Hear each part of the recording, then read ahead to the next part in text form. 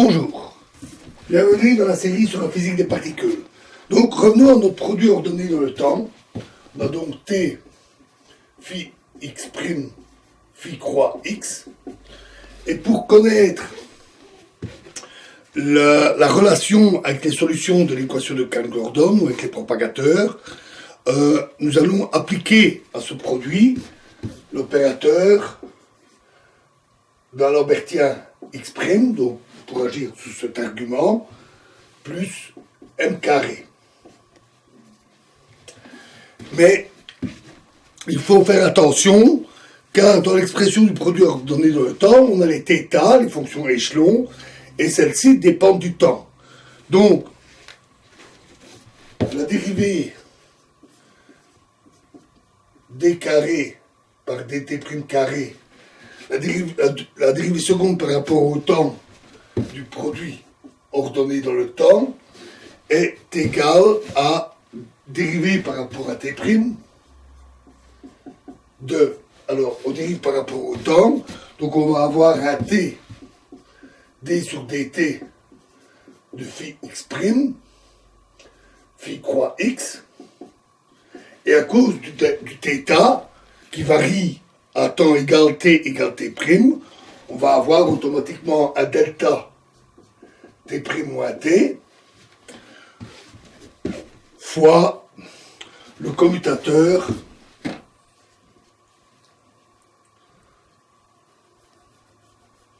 de phi x', phi croix x.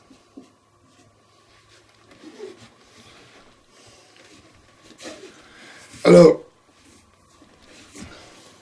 si l'on tient compte de ceci, on sait que delta t' fois le commutateur phi x', phi croix x est égal à delta t' moins t fois grand delta de 0 x' moins x. Ça, c'est ce que nous avions vu sur les produits, sur les commutateurs des champs. Et il n'a valeur qu'à temps égal, donc le produit, avec un i ici, le produit est égal à 0. Donc si on tient compte du fait que ceci est 0, il n'y a plus qu'une dérivée, et donc ceci est égal à t fois d carré par rapport à dt' carré de phi x',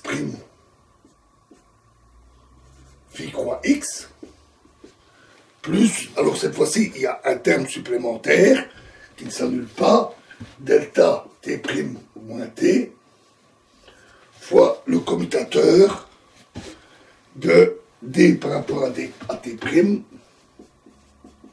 de phi x' et de phi croix x.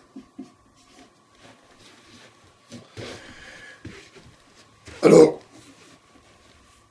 ceci est égal à i fois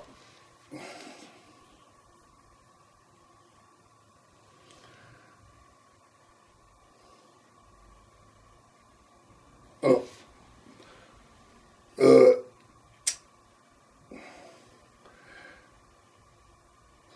oui, donc le produit de t' de dt' phi x', phi croix x, le commutateur, est égal à i fois delta t' moins t fois d par rapport à dt de delta t' moins t x' moins x, ce qu'on vérifie très facilement. Et ceci est simplement égal à moins i delta 4 x' moins x. Donc on obtient pour ce terme une simple distribution. Et la dérivée seconde de phi x', la dérivée seconde de phi x' est égale à delta x moins m, delta x moins m carré fois phi x prime.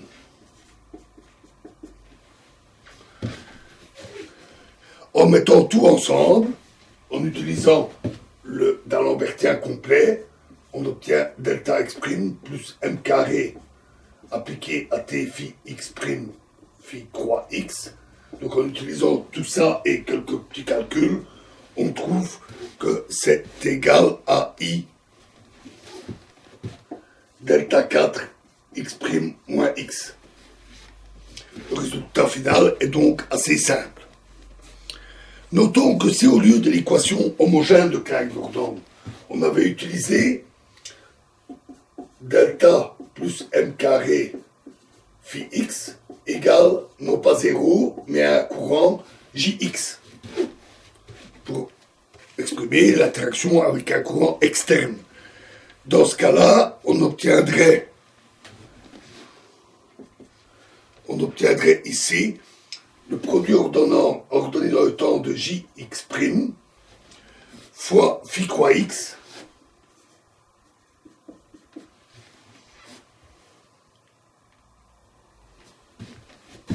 il y a un moins ici, excusez-moi, moins i delta 4 x' moins x. On a donc simplement en plus le produit ordonné dans le temps du courant et de phi croix. Enfin, après quelques calculs, je vous fais grâce, on peut calculer les valeurs dans le vide du produit ordonné dans le temps, t phi x' phi croix x 0, et on vérifie facilement qu'on obtient alors le propagateur de Feynman gf x' moins x.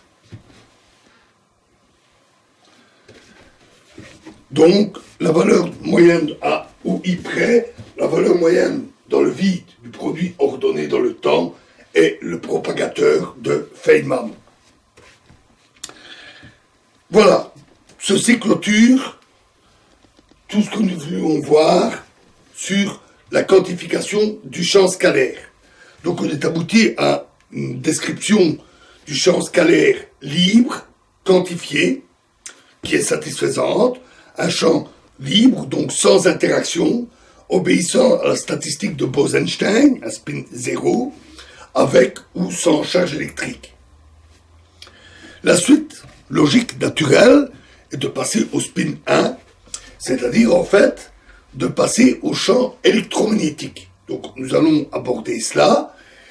Notons d'ailleurs que historiquement, c'est ce champ-là qui a été le premier traité dans le cadre un peu plus compliqué de la physique statistique ou de la thermodynamique.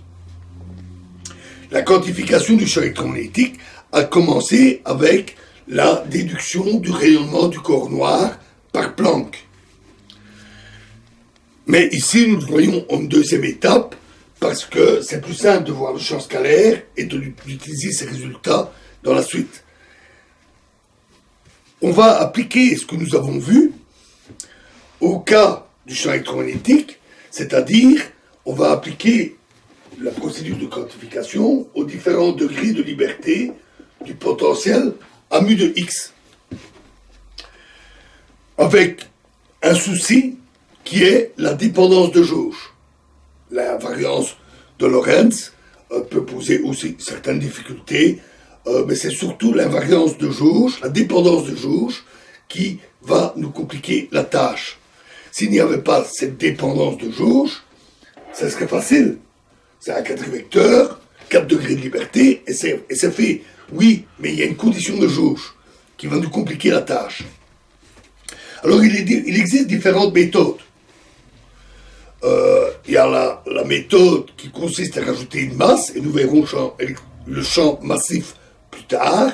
Il y a la méthode qui consiste à choisir une jauge non relativiste, comme la jauge de Coulomb, qui a l'avantage d'exhiber clairement les 2 degrés de liberté, le champ électromagnétique ayant 2 degrés de liberté, qui sont de polarisation transverse. Et ça fonctionne très bien. Sauf que dans ce dernier cas, on obtient une théorie qui est non relativiste, ce qui peut poser des difficultés ensuite, quand on veut aller plus loin. Donc ici, on va suivre une autre méthode. On va pas répertorier toutes les méthodes possibles. On va suivre la méthode avec la quantification, avec métrique indéfinie de Gupta-Bleuler. Alors, vous ne fixez pas sur le nom, c'est des Indiens, Gupta-Bleuler, qui ont mis au point une méthode qui est très pratique, que nous verrons dans la prochaine vidéo. Je vous remercie.